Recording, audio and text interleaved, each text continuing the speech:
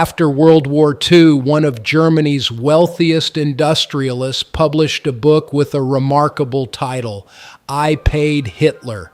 It sounded like a confession, but was it? Who was Fritz Thyssen? Did one of Germany's richest businessmen help Adolf Hitler rise to power? And if he did, why? This is the story of wealth, fear, political chaos, and one decision that helped change history. To understand Fritz Thyssen, we first have to understand Germany after World War I.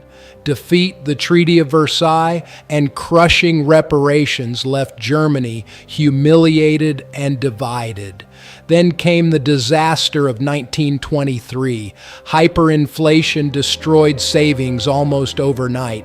Families pushed wheelbarrows full of worthless money just to buy bread. Political violence spread across the country.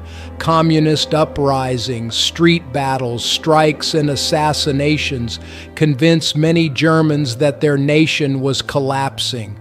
For Germany's industrial elite, the greatest fear wasn't inflation, it was communist revolution. When Adolf Hitler promised order, national pride, and the destruction of communism, many influential businessmen believed he could restore stability. One of them was Fritz Thyssen. Fritz Thyssen inherited one of Germany's largest industrial empires. His family's coal mines and steel mills employed hundreds of thousands of workers and produced a significant share of Germany's steel. Today, the Thyssen name survives through ThyssenKrupp, but it wasn't industry that made Fritz Thyssen famous. It was politics. While many Germans dismissed Hitler as a political extremist, Fritz Thyssen became one of his earliest industrial supporters.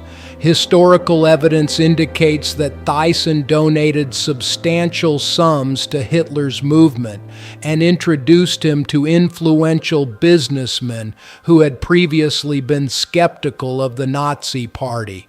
Historians continue to debate the exact amounts and the extent of his financial influence. But there is broad agreement on one point.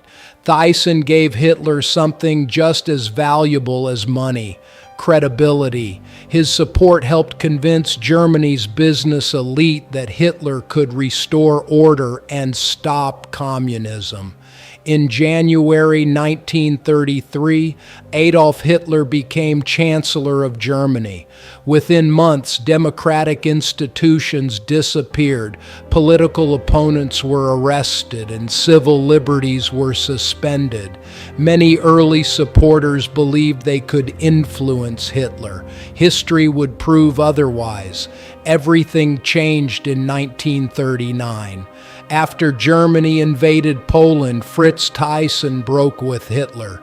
In a memorandum dated September 20th, 1939, he warned Hermann Göring that the war would destroy Germany and urged that it be ended quickly.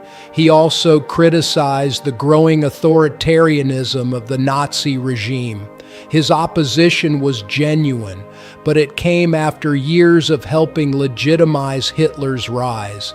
Thyssen fled Germany but was eventually arrested by the Nazi regime.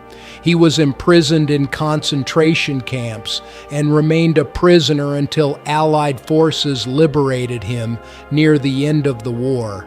After the war, Thyssen published I Paid Hitler. Some viewed it as a confession, others believed it was an attempt to rewrite his role in history. Historians continue to debate parts of the book, but few dispute that Fritz Thyssen was among Hitler's earliest and most influential industrial supporters. Fritz Thyssen believed he was supporting a politician who could restore Germany and defeat communism.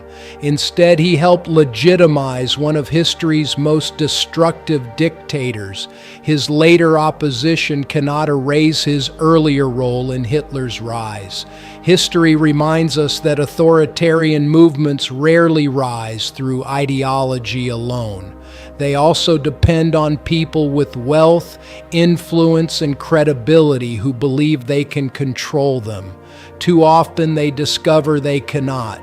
If you enjoy uncovering the hidden stories history books rarely explore, subscribe to CobraHunt, because history isn't always what we've been told.